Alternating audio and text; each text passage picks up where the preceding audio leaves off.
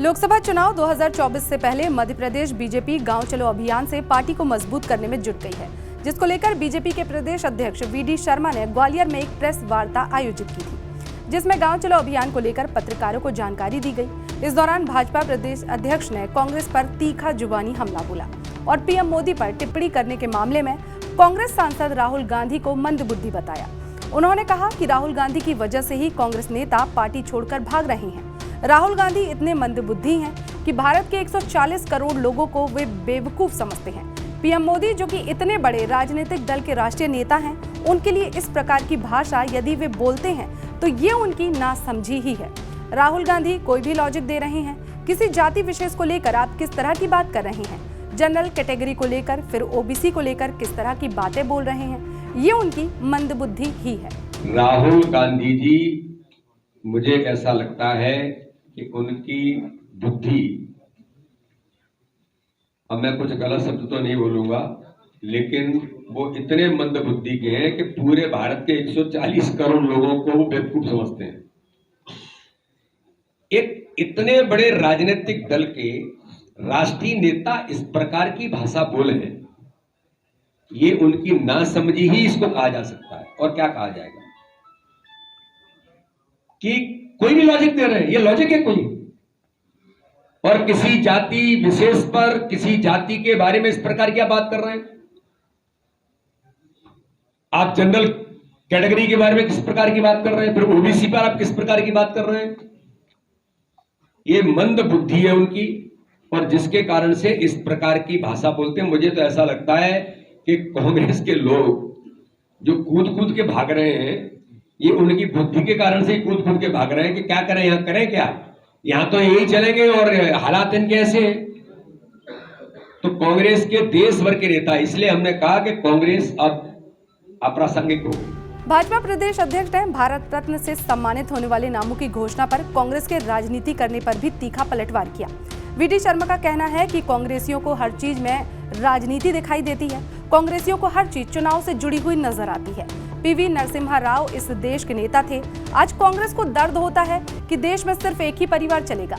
PV Narasimha Rao ji ने देश के लिए कुछ किया होगा, इसलिए हमारी पार्टी, हमारे पीएम ने उन्हें भारत रत्न देने का फैसला किया है।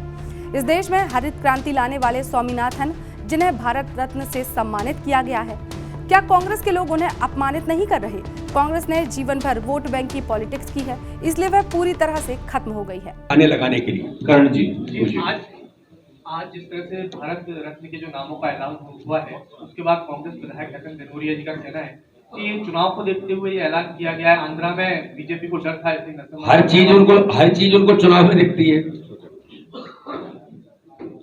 अरे पीवी नरसिंह राव इस देश के नेता थे।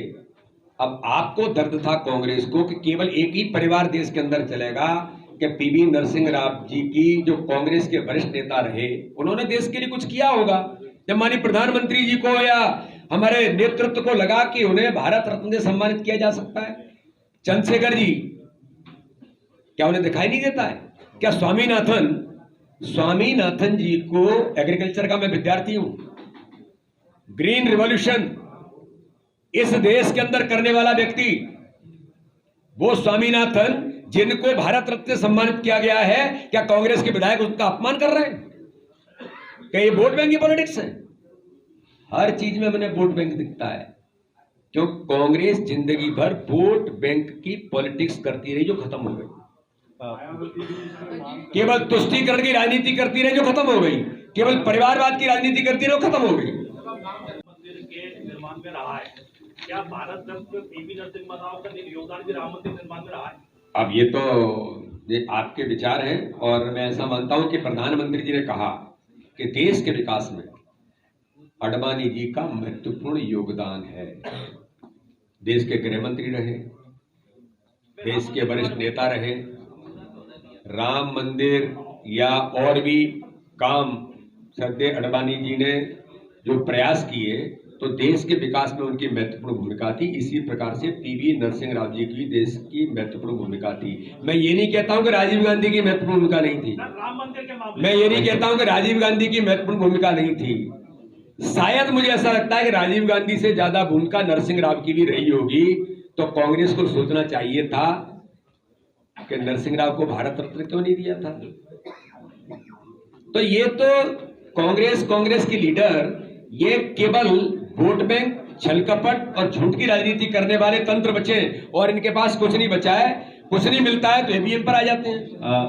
आप दलितों को दरकिनार भारत शायद मायावती जी को ध्यान में होगा और होना चाहिए कि बाबा साहब अंबेडकर को भी भारत रत्न के लिए प्रयास किसी ने किए तो भारतीय जनता पार्टी की सरकार श्रद्धेय अटल बिहारी वाजपेयी जी ने। आगामी राज्यसभा चुनाव को लेकर भी भाजपा प्रदेश अध्यक्ष ने बड़ा बयान दिया है।